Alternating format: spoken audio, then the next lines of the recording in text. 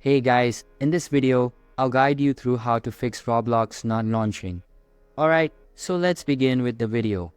First of all, to uninstall and reinstall Roblox on your PC, start by navigating to your desktop and using the search bar at the bottom. Enter Remove Programs in the search field to locate the system's app removal utility. Once there, find Roblox in the list of installed programs. Select it and proceed with the uninstallation process. The system will take a few moments to remove Roblox completely, and you'll receive a confirmation message once the uninstallation is complete. After uninstalling Roblox, you can reinstall it by opening your web browser and attempting to play any Roblox game. This action will prompt a download pop-up for the Roblox installer. Download and open this installer to start the reinstallation process.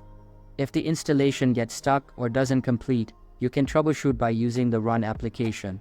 Search for Run in the search bar, open the app, and enter %appdata% in the search field.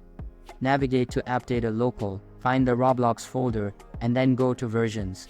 Select the most recent version folder and run Roblox Player Launcher exe. If the issue persists, you might need to delete previous versions of Roblox in the Versions folder.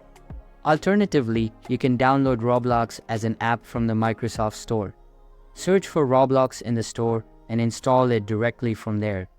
This method often resolves issues with the standard installer. So that's basically how to fix Roblox not launching. So that's all for this video. If you find it helpful, consider subscribing and giving this big thumbs up. And I'll catch you in the next one. Thanks.